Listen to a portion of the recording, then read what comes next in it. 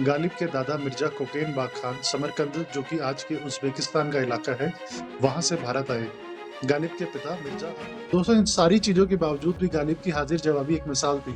जब गालिब अपनी पहली तनख्वाह लेके घर आए, तो वो शराब की बोतलें लेकर आए। उमराव बेगम ने पूछा, "तुमने सब पैसा शराब।"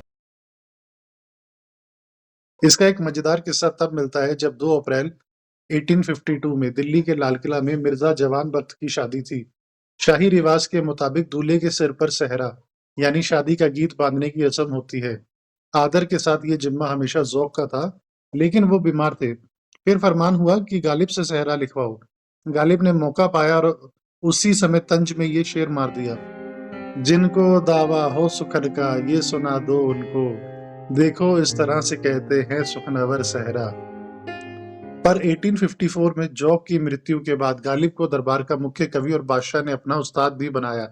लेकिन ये जीत भी मीठी और कड़वी दोनों ही थी, क्योंकि मुगल साम्राज्य टूट रहा था और ब्रिटिशर्स का पलड़ा भारी था। दरबार की कमाई बंद थी, गालिब के पास जो पैसा था वो भी कम था। गालिब ने कभी भी दौलत को अपने जीवन में तवज्जो नहीं दी। शासन से मिली हुई पेंशन पर ही अपना जीवन चलाते थे और कई बार बादशाह की तबीयत खराब होने तक से बहुत ही नकारात्मक हो जाते थे कि उनकी पेंशन ना रुक जाए।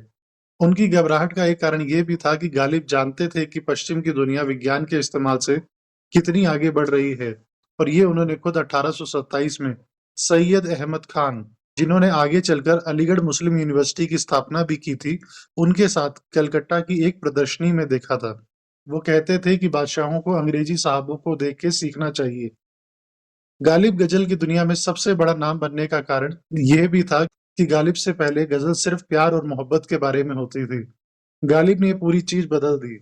उसने गजल में गहरे मीनिंग डाल दिए, जिंदगी के बारे में सोचना, फिलॉसफी, खुदा और सरकाज़म। उसने गजल को एक ही रूप से निकाल दिया। गालिब के गजल में प्रेमी कुछ भी हो सकता था, कोई इंसान, खुदा, पूरी दुनिया या सिर्फ एक आइडिया। बस वो ट्रेडिशन से अलग था, जो गालिब की सबसे मशहूर गजल में झलकता भी है। न था कुछ तो खुदा था, कुछ ना होता तो खुदा होता, डुबाया मुझको होने ने, न होता मैं तो क्या होता। गालिब की उन गजलों और दिल्ली की शामों से अलग उसी समय एक चिंगारी, जो सन 1848 से 1856 तक गवर्नर जनरल रहे, उनके द्वारा बनाई गई डॉक्ट्राइन ऑफ लैप्स के कारण तैयार हो रही थी, जो धीरे धीरे आगे बढ़कर कुछ ही सालों में एक बड़ी आग में बदलने वाली थी, जिसमें घी डालने का काम सन 1856 में अवध को अंग्रेजों द्वारा इसी पॉलिसी के तहत हथियाने ने किया। दोस्तों, लॉर्ड डलहौजी के नाम पर ही हिमाचल प्रदेश में एक सुंदर हिल स्टेशन का नाम पड़ा है। पर रोचक बात यह है कि लॉर्ड डलहौजी कभी डलहौजी गए ही नहीं। इसके बाद था साल 1857, जब मेरठ, बलिया और आसपास के इलाकों में हिंदुस्तानी सैनिकों ने अंग्रेजों के अत्याचार, धर्म परिवर्तन और भेदभाव के खिलाफ क्रांति छेड़ दी। जैसे ही ये क्रांति 11 मई 1857 को दिल्ली आई और विद्रोहियों ने बहादुर शाह जफर को इस विद्रोह का नेतृत्व करने के लिए मजबूर कर दिया। इस विद्रोह में दिल्ली की चमक मानो राख हो गई। गालिब की शायरी में भी वो वीरानी झलक जाती है।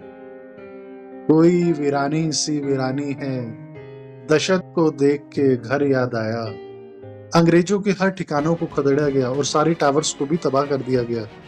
पर एक बेहतरीन नेटवर्क और प्लानिंग वाला सिस्टम को बचाए रखने के लिए जाते जाते अंग्रेजी सैनिकों ने अपने 2 पैगाम, Cantonment in a state of siege. We must leave office. अपनी पोस्ट छोड़ने से पहले 1851 में नई आई उसी टेलीग्राफ टेक्नोलॉजी से अंबाला हेडक्वार्टर में पहुंचा दिए, जिसे गालिब शैतान की गति से चलने वाली चमत्कारी चीज कहता था। गालिब कहता था, एक तांबे की तार खींच दी है और वह बोलती है, ये कैसी अजीब चीज है। अंग्रेजों ने तो शैतान को भी शर्मिंदा कर दिया। कुछ समय के लिए तो अंग्रेजों को दिल्ली और आसपास के इलाकों से पीछे हटना पड़ा, पर उस समय बहादुर शाह जफर 82 साल के एक बुजुर्ग थे और किसी भी विरोध का नेतृत्व करने में काबिल नहीं थे। कोई काबिल लीडर ना होना और अनार्ची फैल जाने के जैसे माहौल की वजह से विद्रोह कुछ ही दिन चल पाया, क्योंकि अब विद्रोही दिल्ली के लोगों को ही परेशान करने और लूटने लग गए थे। और इसी अराजकता का फायदा उठाकर जून में अंग्रेजों ने दिल्ली को वापस लेने का अभियान शुरू कर दिया। सितंबर के महीने में गवर्नर जनरल लॉर्ड कैनिंग, जो कि आगे चलकर 1858 में भारत के पहले वायसराय भी रहे, उनके नेतृत्व में दिल्ली को वापस ले लिया गया। पर इसके बाद लोगों पर अंग्रेजी हुकूमत ने बहुत जुल्म किए और गालिब ने यह सब होते देखा। 1857 की क्रांति के बाद गालिब की आर्थिक हालात बहुत ही खराब हो गए क्योंकि उनकी पेंशन में भी अंग्रेजों ने कटौती कर दी।